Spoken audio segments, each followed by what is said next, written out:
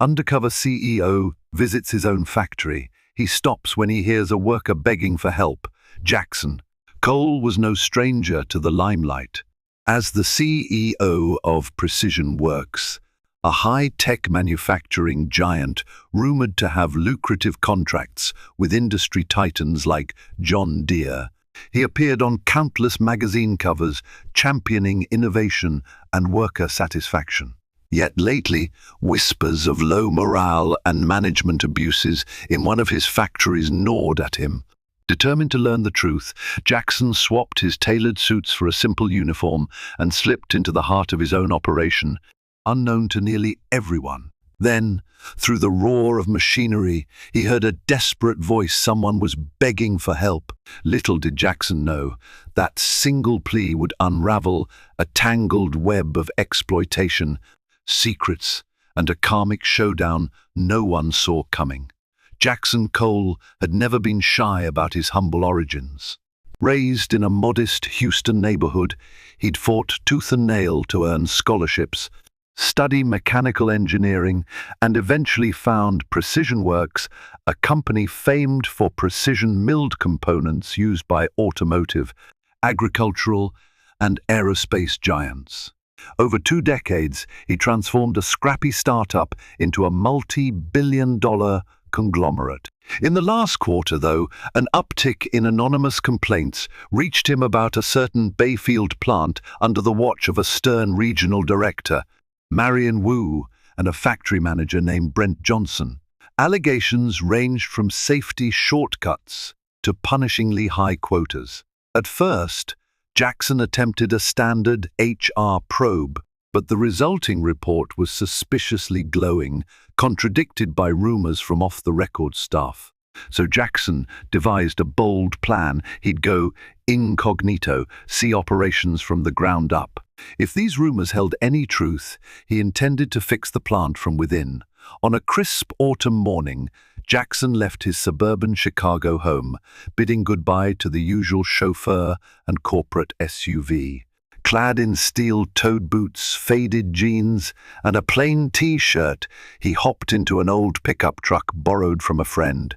This was no mere costume. He wanted to feel as unassuming as possible, blending among line workers at the Bayfield plant. He'd arranged for only a handful of confidants to know of his ruse. The rest believed Mr. Cole was on an extended trip, negotiating a partnership overseas. With a false ID badge labeling him Jack Carter, a newly hired machine operator, Jackson approached the factory's gates. He couldn't quell the surge of nerves. For decades, he oversaw expansions from plush offices. Now he'd glimpse the real heartbeat of his enterprise if everything went as planned. The Bayfield plant sat on a sprawling campus, multiple warehouses, loading docks, and a labyrinth of conveyor belts under cavernous roofs. A guard at the front gate, an older man named Gary, hardly glanced at Jackson's ID, waving him through after a cursory check. Jackson breathed easier, apparently. The infiltration would be simple enough. Inside, the hum of massive CNC machines mingled with forklift beeps and the hiss of cooling systems. Hard-hatted men and women bustled about, each station meticulously timed to churn out parts by the hour. Posters on the walls extolled Precision Works' mission, quality, innovation, respect. Yet the grim, harried faces around him hinted that maybe respect was in short supply. A short woman with a managerial badge, Harriet, approached him. "You the new hire?" she barked, giving him a quick once-over. Jackson nodded. "Follow me," Harriet said tersely. "Orientation's this way." Harriet led Jackson to a cramped office near the supply room. There, she handed him a stack of safety guidelines and timesheets. "Sign these," she instructed. The orientation was rushed. She barely mentioned benefits or compliance standards, focusing instead on output expectations. "We run 2 shifts. We don't want slackers. Production's everything here." As Harriet rattled off the intense daily quota for milling rotor shafts, Jackson's brow furrowed. The numbers seemed punishing, likely forcing workers into breakneck speed. Also, her abrupt manner told him staff were under pressure. No wonder rumors circulated. He politely asked about meal breaks. Harriet huffed. Lunch is 25 minutes. Don't dawdle or you'll be docked pay. So much for the cordial environment he touted in corporate brochures. After the rushed briefing, Harriet directed him to the assembly floor. Report to Supervisor Clyde. He'll slot you in, she said, dismissing him with a curt wave. The factory's interior was a cacophony of machinery, robotic arms welding metal parts, men in earplugs guiding raw materials, automated lines humming. Jackson spied a few safety violations, a worker handling heavy loads alone, some missing protective eyewear. The official safety protocol at Precision Works mandated thorough oversight, but nobody here seemed to enforce it. He found Supervisor Clyde, a grizzled man with a permanent scowl, who assigned Jackson to the forging section, forging steel rods used in advanced mechanical assemblies. You feed rods into the press, keep the throughput constant, Clyde barked. We got no time for slowpokes. Jackson nodded, feigning inexperience, though he inwardly bristled at Clyde's harsh tone. No greetings, no courtesy, just raw pressure. So be it. He'd endure this to understand how his employees truly fared. After donning a heavy apron and gloves, he stepped onto the forging line, unaware that an even harsher reality awaited him. By midday, Jackson's muscles ached. The forging line demanded physical exertion beyond anything he'd done in years. He carefully placed steel rods into the press, timing each cycle so the machine wouldn't jam. The heat from furnaces nearby made sweat trickle down his face, but workers around him barely paused. If they slowed, the entire line backed up, and Clyde would swoop in to yell about wasted time. During a brief lull, Jackson's hearing caught something unusual behind a tall partition. A muffled voice pleaded, "Please, you have to help me." The desperation in that voice stung him. He turned to see if anyone else reacted, but the clang of metal drowned out everything.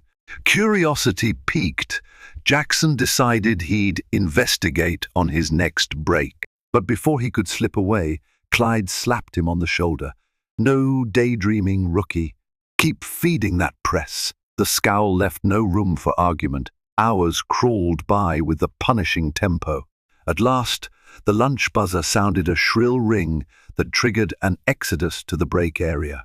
Jackson followed the throng, his arms trembling from repetitive motions.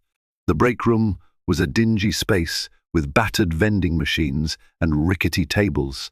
He quickly grabbed a sandwich from his bag, scanning the crowd for hints of who might be in distress. He noticed a middle-aged man in threadbare clothes, limping slightly, hunched over a meager lunch. Another co-worker whispered to him, "Something about Brent Johnson didn't approve your request, huh?" The man shook his head, looking dejected. Jackson recognized Brent Johnson as the local plant manager. Could he be tied to this? Before Jackson could approach, Harriet stomped in. "All right, lunch is 25 minutes. Don't you dare be late back on the line." The break ended as abruptly as it began. Returning to the forging station, Jackson looked for an opportunity to slip away. He was determined to find that hidden corner from where the plea emanated. Eventually, a minor machine jam forced Clyde to hustle to the tool bench, leaving Jackson momentarily free from watchful eyes. Seizing his chance, he ducked around the partition along an unmarked hallway. He crept past stacks of crates until he reached a narrow corridor leading to a locked side room. Near the door, he heard faint moans. "I can't keep up. Please, someone help." Jackson's heart pounded. He jiggled the door handle, locked. He pressed his ear to the metal. The same weak voice whimpered inside. Footsteps approached. Panicked, Jackson dove behind a crate. A burly guard strode by, unlocking the door and stepping inside. Jackson glimpsed a sign reading Storage B. This was more than suspicious. Who was locked in there, and why? Jackson's mind raced. Precision Works had no policy allowing employees to be confined in a locked room for any reason. Something sinister was happening. He eased closer, hearing muffled conversation. The guard barked, "Shut up, you brought this on yourself." Then the door slammed. The guard left with a scowl, locking up again.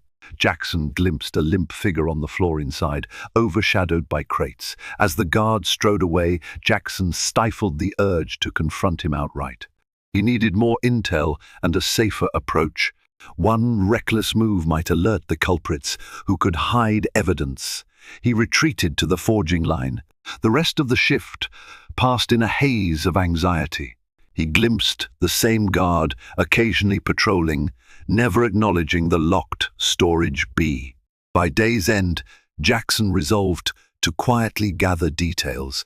Who authorized that guard? Where was manager Brent Johnson? And how could he safely free that mysterious worker? After clocking out, Jackson lingered near the gate, hoping to spot Harriet or Clyde, or maybe that guard. Harriet breezed by, phone in hand, barking something about a management meeting. Clyde hopped into an old pickup, leaving in a hurry. The guard eventually emerged, chatting with another uniformed security officer. They parted ways soon after. Jackson stealthily followed the guard a short distance, taking note of his badge name, Lester. Lester lit a cigarette, grumbling about the guy in storage B, still whining. Jackson's blood ran cold. So it was official, someone was detained inside the factory after hours, possibly forced labor or a bizarre punishment. This was beyond mere exploitation. He retreated, deciding to call an ally who could help. He phoned Simone Alvarez, the longtime head of his personal security detail, explaining the situation. Simone was alarmed. "You suspect kidnapping? We must handle it carefully." Jackson agreed. If correct, this was criminal territory. That evening, from his makeshift lodging at a budget motel to maintain his undercover identity, Jackson anxiously weighed options. Storming the place might free the worker, but it risked blowing his cover prematurely. Alternatively, he could gather more evidence, ensuring the entire ring behind this wrongdoing was exposed, including management's role. He recalled that top leadership for Bayfield plant included Brent Johnson, who rarely appeared on the shop floor. Harriet and Clyde answered to him. Possibly, this scheme was run with his blessing. Jackson also remembered the rumor about employees who complained or fell behind quotas being penalized severely. Jackson texted Simone, "Plan for infiltration tomorrow night. Bring minimal team, discreet gear." She replied with an affirmative. He also considered contacting local police, but without solid proof, the cops might not act. Tomorrow, Jackson would approach Harriet or Cameron, glean additional clues. The next night, they'd move to rescue whoever was trapped in Storage B. Morning broke with a tense hush. Jackson arrived early, noticing Harriet looked flustered. She was barking orders about last-minute inventory checks. Clyde barely acknowledged Jackson, just shoved him back to forging. Another hectic shift began, yet Jackson's mind was fixated on that locked storeroom and the faint cries for help. During the first break, he found Harriet alone in a corridor, cornering her politely. "Ma'am, can I ask about that side area near forging? I thought I heard someone calling out." Harriet stiffened. "What side area? We've got no time for your curiosity, newbie." Then she stormed off, expression uneasy. Later, he tried to ask Clyde, who dismissed him with a glare. "Don't poke your nose where it doesn't belong. Focus on your tasks." These cryptic responses only fueled Jackson's determination. The entire management was complicit, it seemed, or at least hush about the abuse. At lunch, Jackson quickly ate a sandwich, then feigned needing the restroom. He ducked past the forging line, once again weaving through crates towards Storage B. The door remained locked. This time, no guard was in sight. Pressing his ear close, he heard faint coughing, a labored breathing inside. He knocked softly. A trembling voice whispered, "Help me. They locked me in. My name is Raphael. Please, the first sick." Jackson's heart clenched. "I'll get you out, I promise," he whispered through the door. "Are you hurt?" Raphael moaned. "They beat me when I complained about my shift. I can't stand." Footsteps approached. Jackson hurried away, heart pounding. Rounding a corner, he collided with Harriet. She scowled. "You lost, Carter?" He quickly made an excuse about looking for the line supervisor. Harriet's narrowing eyes suggested suspicion. Jackson realized time was short. Tonight's rescue must happen. As the shift ended, Jackson hung back at his station until Harriet and Clyde left. Meanwhile, the guard Lester patrolled again. Jackson slipped outside, texting Simone, "Rendezvous behind building by 10 p.m. We'll proceed." He then drove his borrowed pickup to a nearby diner to kill time, adrenaline surging at the thought of forcibly unlocking Storage B. He mentally prepared for possible confrontations with Lester or other plant security. He dreaded discovering the full extent of injuries or cruelty inflicted on Raphael. Precision Works was supposed to be an industry leader in worker welfare. The fact that such brutality could happen under his brand horrified him. At 9:50 p.m., Jackson parked in the shadows near the factory's rear fence. Simone arrived with two discreet security specialists. They'd come in a plain cargo van. The plan: break into the plant quietly, free Raphael, and gather hard proof of this criminal wrongdoing. Under cover of darkness, the group slipped into the grounds. Jackson used the knowledge gleaned from 2 days on site, a seldom locked side door near the forging section. Indeed, it opened with minimal effort. Inside, only a skeleton staff might be running overnight lines, or no one if the plant had a partial shutdown. Usually, Harriet said night shift was smaller, focusing on urgent orders. Simone led, scanning corners with a small flashlight. They navigated crates in near silence. A distant machine hummed, but the forging area was largely idle. Approaching Storage B, they spotted Lester dozing in a chair, a baton resting on his lap. The faint overhead light revealed him half asleep, phone in hand. Jackson exchanged a glance with Simone. They needed to incapacitate Lester quietly. Simone's security specialist, Tony, crept up, applying a quick arm hold. Lester awoke with a jolt, but Tony pressed a hand over his mouth. Lester struggled, eyes wide. Simone flashed a small taser. Lester froze. Step 1, done. With Lester neutralized, Tony binding him with cable ties, Simone searched his pockets for keys. She found a ring, including a small brass key labeled B Perfect. Jackson's heart hammered as they clicked open the storage room. The stale air inside reeked of sweat and despair. Dim overhead lighting revealed Raphael curled on the floor, arms bruised, face contorted in pain. "Raphael," Jackson whispered gently, kneeling. "We're here to help." Simone scanned him with a first aid kit. He was dehydrated, battered, but conscious. Tearful relief washed over Raphael's features. You came," he rasped. "I thought I'd die here." Jackson's rage simmered, but he forced composure. "We'll get you medical attention," he said softly. He motioned for Simone's second specialist, Carla, to help support Raphael's weak frame. They prepared to exit. Tony kept watch on the bound Lester, who glared daggers, mumbling threats. The hardest part was escaping unseen with Raphael in tow. Raphael's condition demanded immediate medical care. Jackson directed Simone to the side door, but as they emerged into the corridor, footsteps echoed. Harriet, presumably. She muttered something about that guard, incompetent fool. In seconds, Harriet stood at the corner, eyes narrowing at the sight of Mark Carter with a small crew and a battered worker in tow. Harriet's face twisted in shock and rage. "What is this?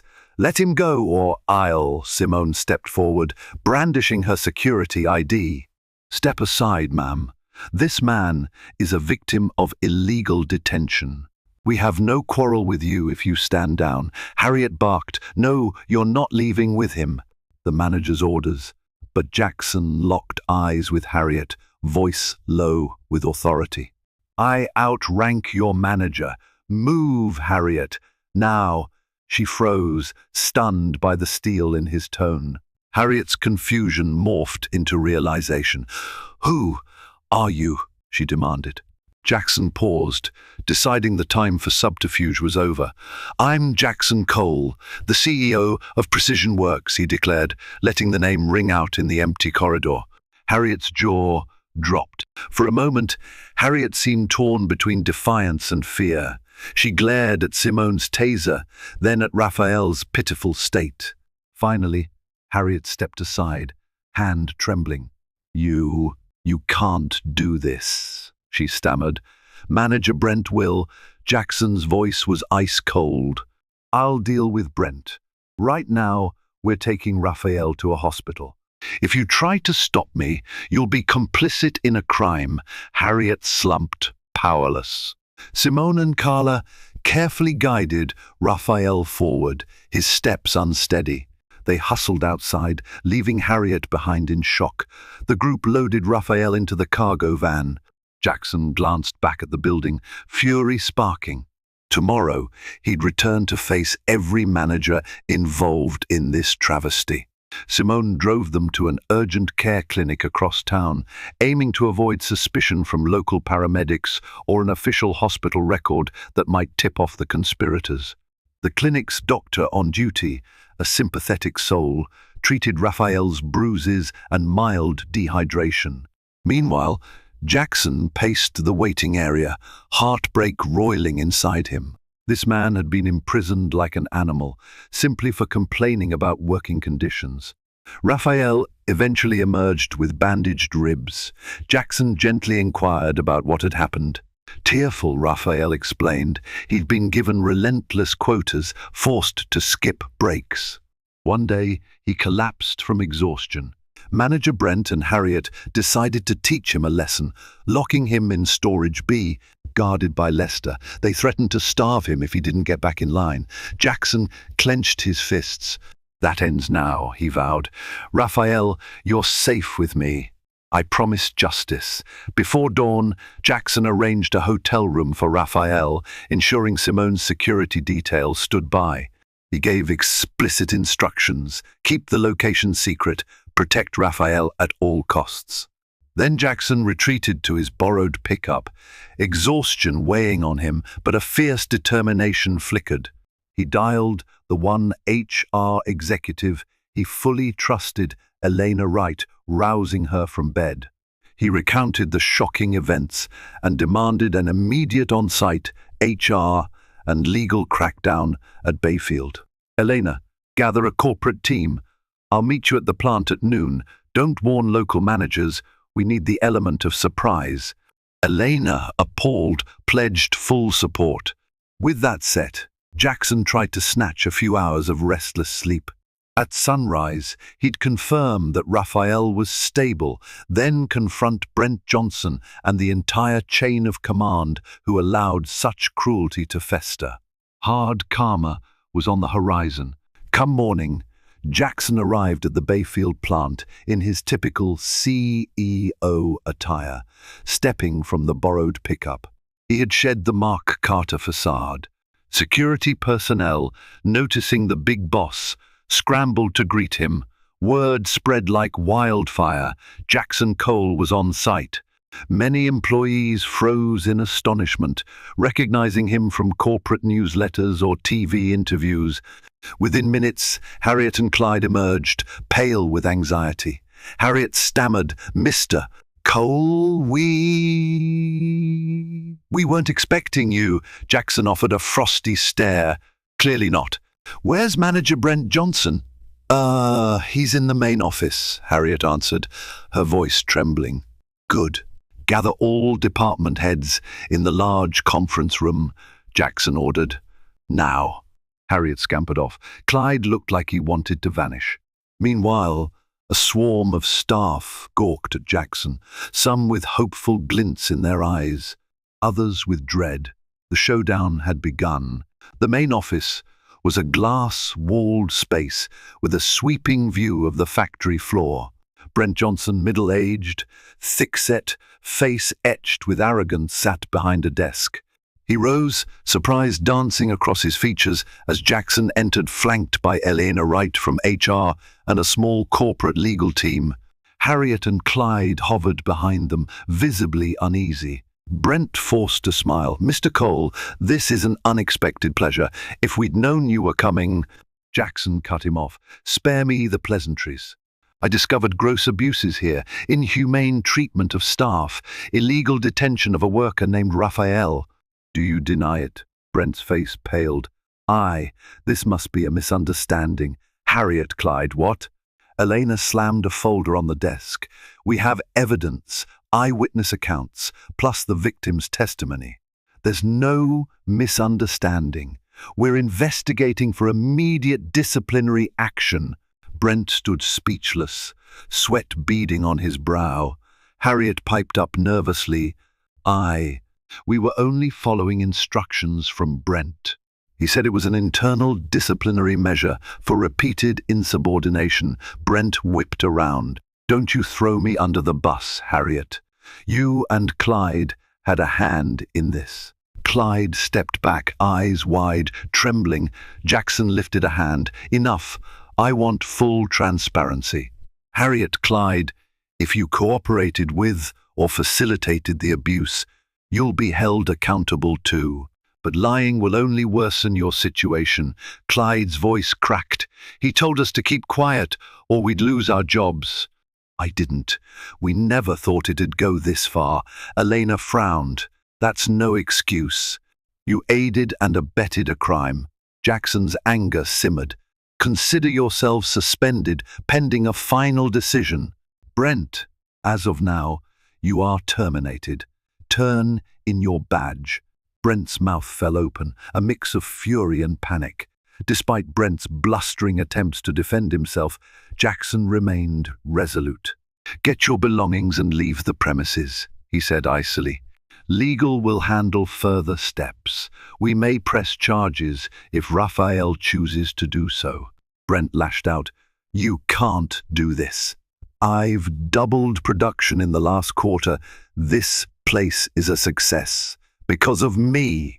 Jackson's retort was swift. "We do not measure success by cruelty. Your methods are reprehensible. Now go."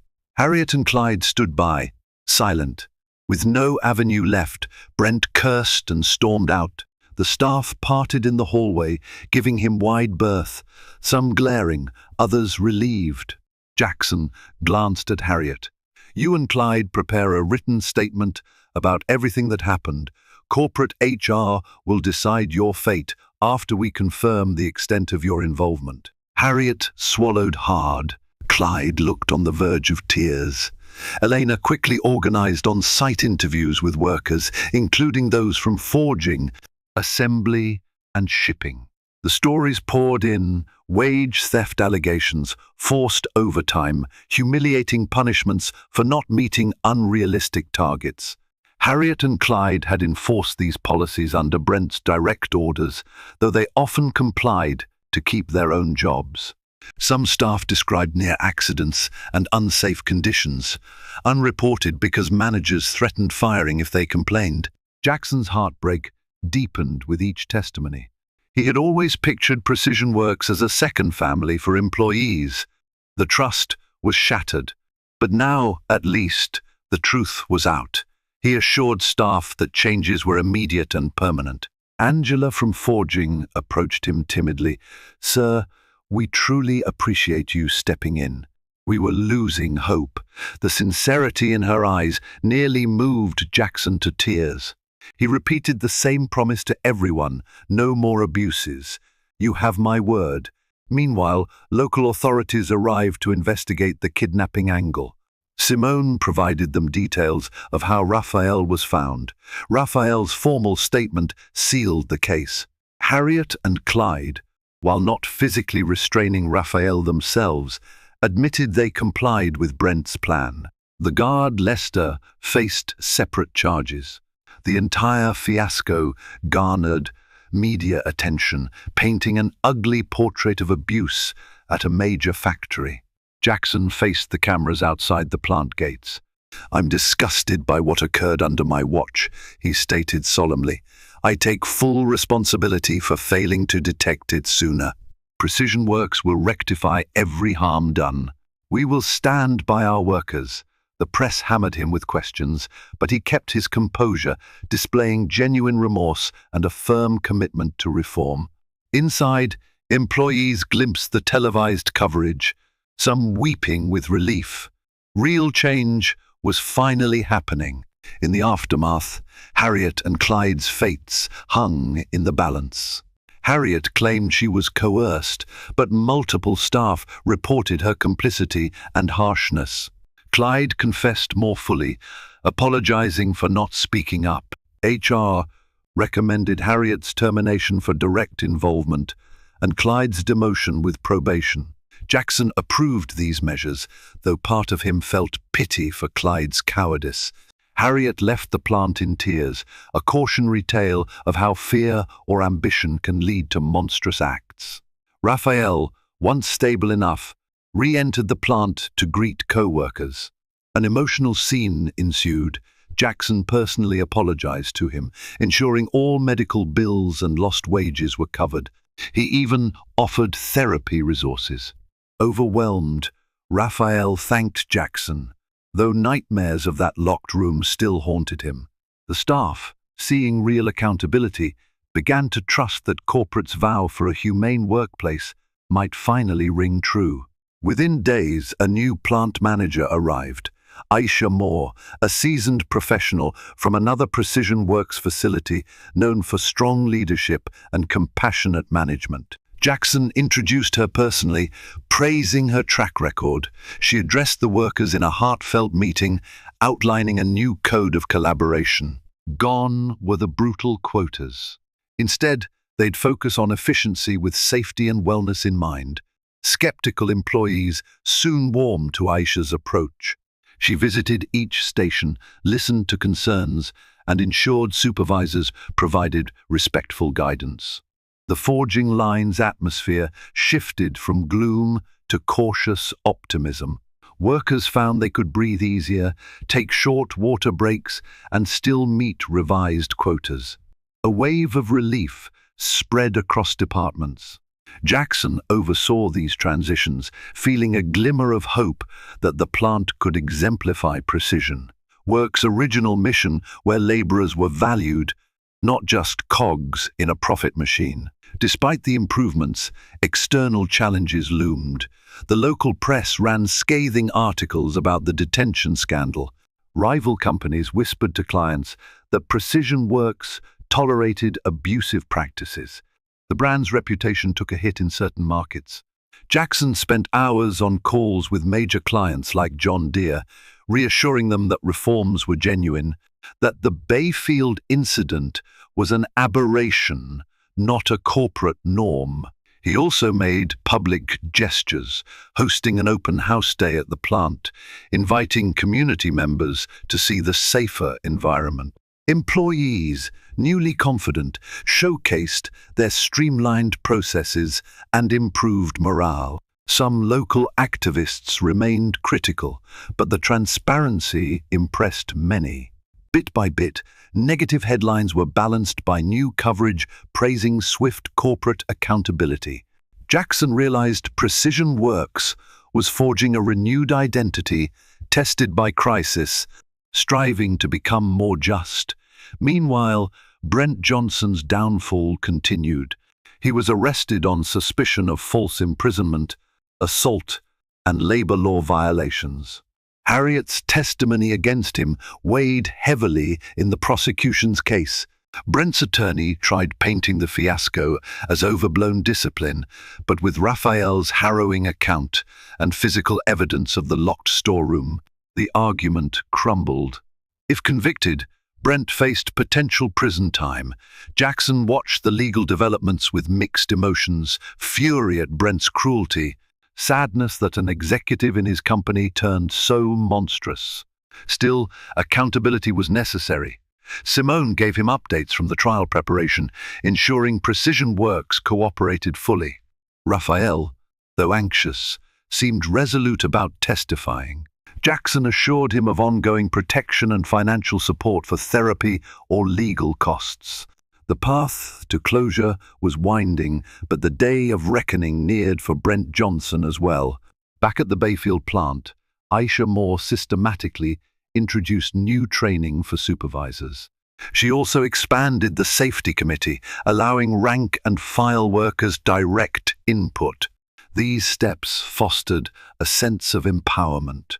The forging line that once reeked of tension and fear was now abuzz with supportive collaboration. People willingly helped each other meet goals, and any mechanical glitches were promptly addressed without fear of repercussion. Jackson visited often, chatting with staff. He noticed Angela, the forging operator who'd cautioned him about the environment, now wore a contented smile, proud of the improvements. Even Clyde, demoted to a line position, worked earnestly, seemingly grateful for a second chance. The transformation was tangible. During a shift break, Angela pulled Jackson aside. "Mr. Cole," she said softly, "thank you for hearing us. You changed everything." He replied simply, "I just did what was right. And call me Jackson." Reports from HR and finance indicated that productivity, while initially dipping after the big purge, had rebounded. Overtime costs stabilized and staff retention improved. Freed from oppressive quotas, employees found they could sustain quality work without burnout. Their loyalty, spurred by Jackson's personal intervention, soared. One evening, Jackson hosted a dinner with a handful of plant workers, including Raphael. Over a casual meal, they discussed daily challenges and fresh ideas. Raphael, though still healing emotionally, expressed gratitude. "Never thought a CEO would personally rescue me," he said, voice wavering. "You proved me wrong." Jackson grew introspective. That first day going undercover felt a lifetime ago. He realized how easy it was for top executives to remain blissfully ignorant of on-the-ground realities. The entire ordeal reinforced a principle. Leadership demanded stepping out of one's comfort zone to listen and act.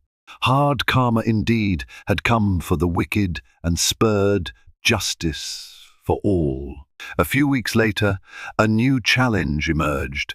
An anonymous letter to corporate suggested some leftover staff, loyal to Brent's methods, were quietly sabotaging lines, spreading rumors that Aisha's kinder approach would reduce profits. Elena brought the letter to Jackson. "Do we treat this seriously?" she asked. Jackson nodded. "Yes. We'll have Aisha investigate. We can't afford sabotage." The possibility indicated that not all pockets of the old culture were gone. Some might cling to fear-based management. Aisha discreetly questioned team leads. Soon, a small clique of older supervisors was identified, resentful of the reformed environment. They believed in hard discipline. Jackson, upon verifying their involvement in minor sabotage, like misallocating materials, misreporting times, terminated 2 ringleaders. The rest were given final warnings. The message was clear: Precision Works had zero tolerance for destructive or abusive mindsets.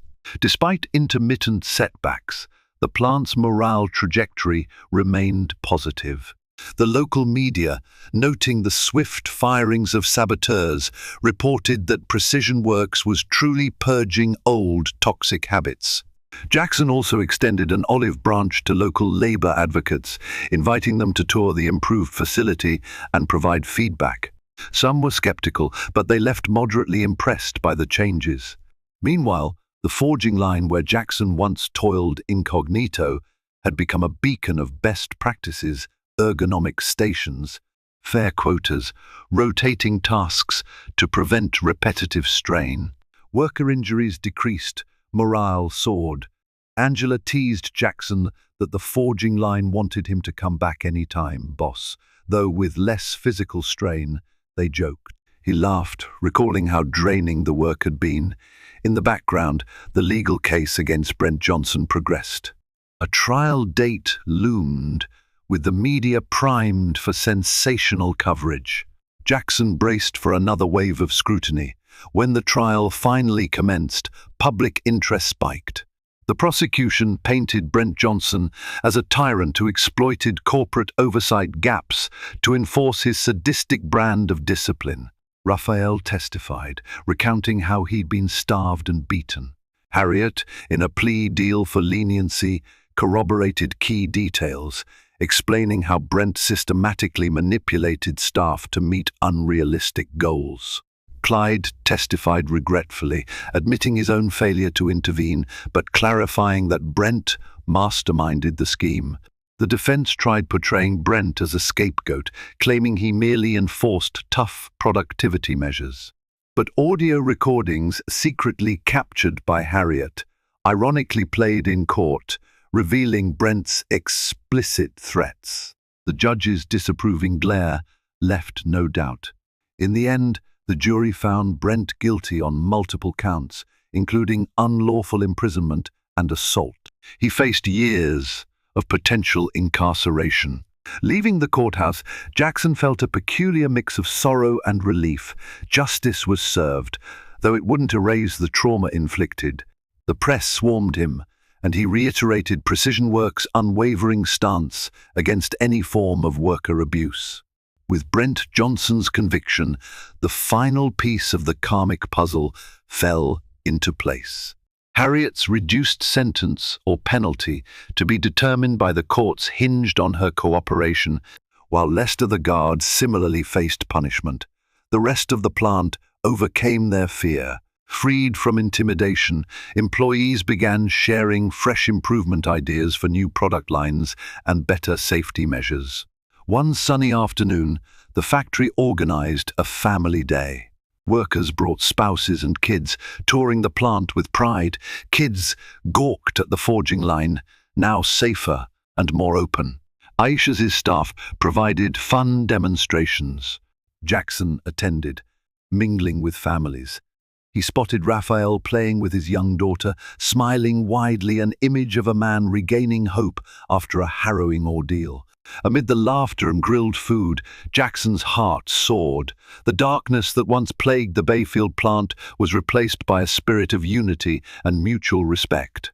To ensure no corner of Precision Works harbored similar rot, Jackson mandated random, unannounced visits to all plants nationwide.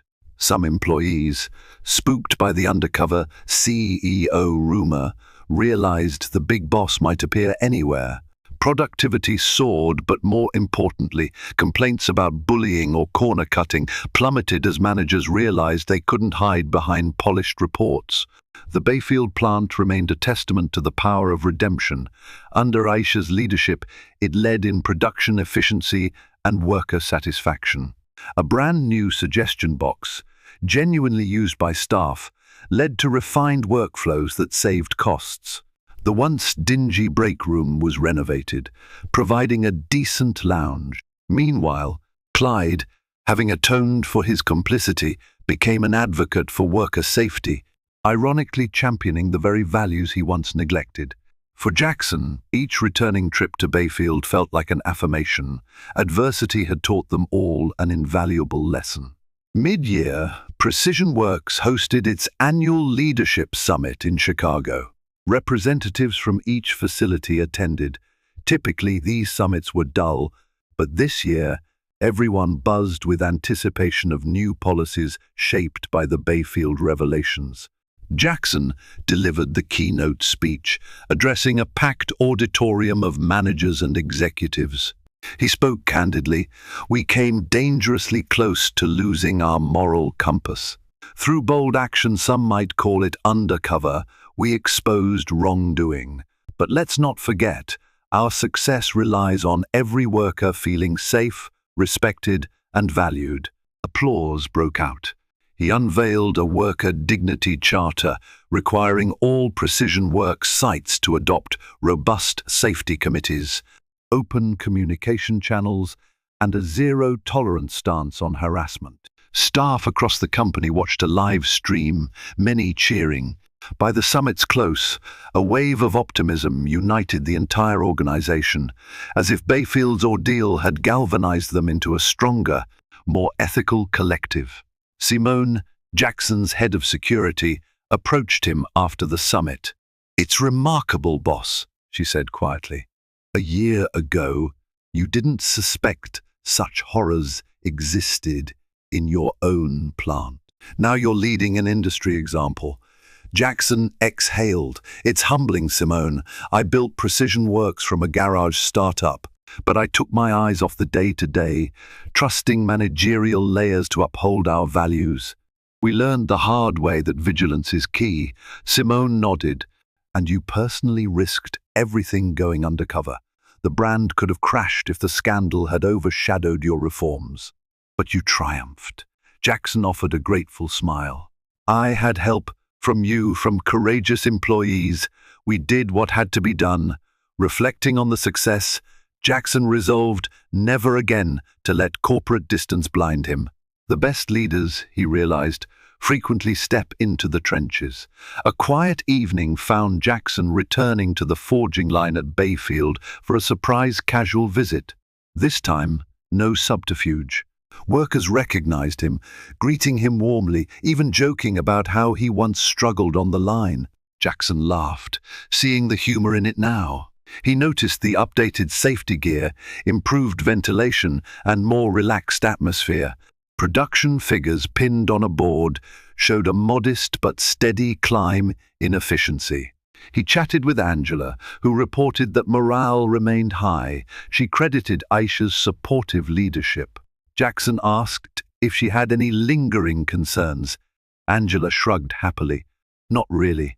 We're proud of what we do now. People talk openly about improvements. It's a huge difference from the oppressive vibe we had under Brent." Jackson grinned. The forging line hammered away, forging not just steel, but also a new era of trust in that once troubled factory. One day, a courier arrived at Jackson's corporate office with a letter from Harriet. She wrote from her post-firing perspective, expressing remorse for her role. She admitted she got swept up in Brent's methods out of ambition and fear. She apologized to Raphael specifically, acknowledging the cruelty she helped enable. Reading it, Jackson felt a pang of empathy. Harriet might never return to Precision Works, but at least she realized her wrongdoings. He shared the letter with Elena Wright, who sighed. "Sometimes good people do bad things under the wrong influences." Jackson nodded. Harriet's fate served as a reminder. The workplace environment truly shaped staff conduct. Another reason to keep pushing the new culture of accountability. In an odd sense, Harriet's letter closed a chapter of darkness, reaffirming that even those who fall into cruelty might find regret after facing hard karma.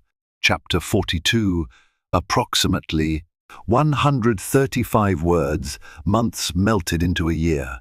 In that span, Bayfield plant soared to the top ranks among Precision Works factories, recognized for best safety record and workforce satisfaction.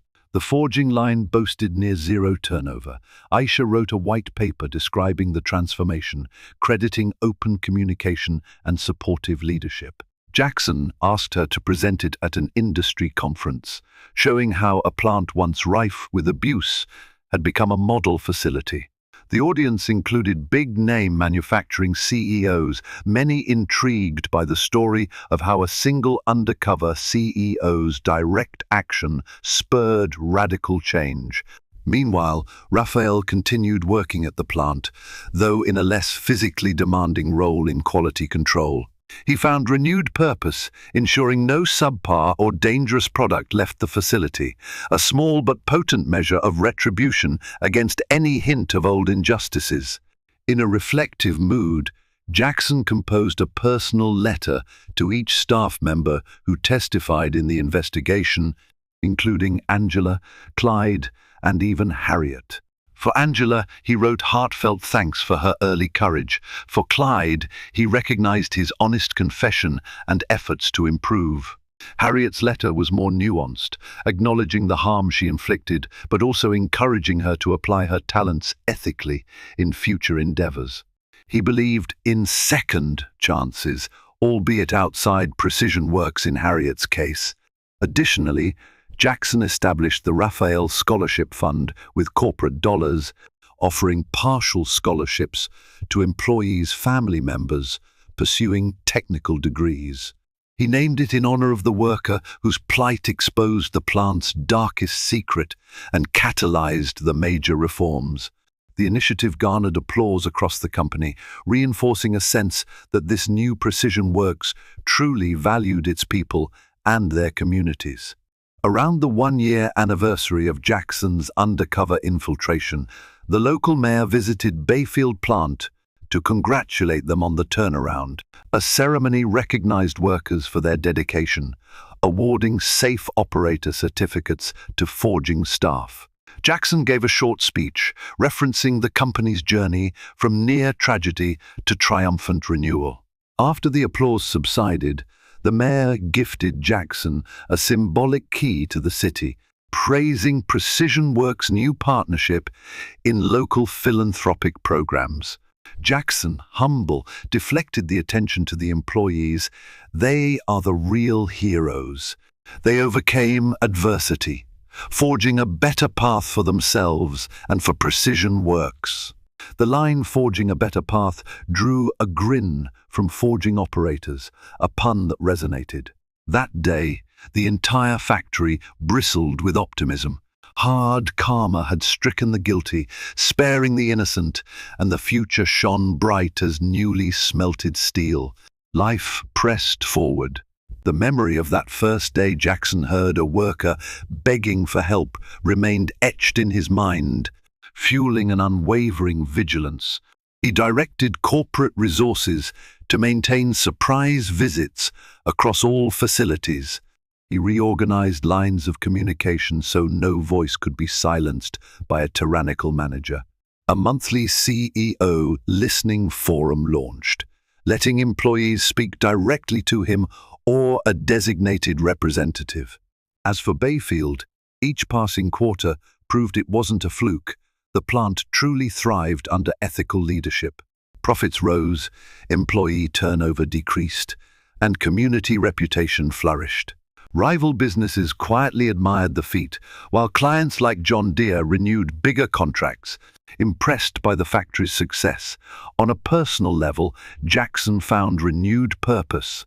Instead of living in an executive bubble, he relished deeper engagement with the people who formed the backbone of Precision Works. The brand stood redeemed, and the lesson learned was unmistakable. An undercover CEO's compassion and resolve could reshape an entire corporate culture. Springtime brought a new wave of hiring at Bayfield plant, thanks to expanded orders. A job fair attracted scores of applicants. Jackson casually visited the event, noticing how Precision Works' public image had shifted from cold industry giant to caring employer. People remarked on the CEO, who personally checks on workers. The story had spread, though Jackson never boasted about it, letting the results speak for themselves. He saw Angela cheerfully explaining forging line tasks to prospective hires. A once timid employee, she now exuded confidence, proud of her role. Raphael, though more reserved, assisted in demonstrating safety protocols. A year prior, these individuals had felt helpless. Now, they were leading. Jackson smiled at the metamorphosis. After the fair, a local reporter asked Jackson, "Would you ever go undercover again?" He chuckled softly. "I'd prefer we never need that. But if that's what it takes, I'd do it in a heartbeat." One evening, Jackson accompanied a union delegation touring the forging lines. They shared dinner in the refurbished cafeteria. Among them was an older union rep named Darnell, who told Jackson, "I've been in the steel industry for 30 years. Saw many CEOs talk big but do little. You, sir, took real action. Jackson expressed gratitude, then asked for honest feedback. Darnell shrugged.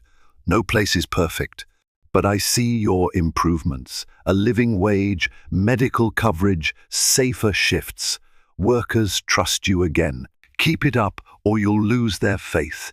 This frank advice struck Jackson deeply. Indeed, vigilance was ongoing. He recognized the truth. Positive changes require consistent effort to maintain. He resolved never to revert to complacency.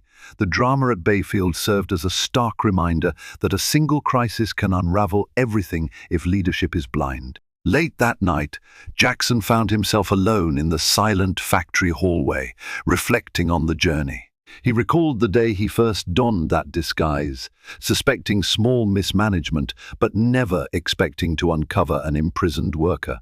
The horror of hearing Raphael's plea still echoed in his mind. Now, that corridor was well lit.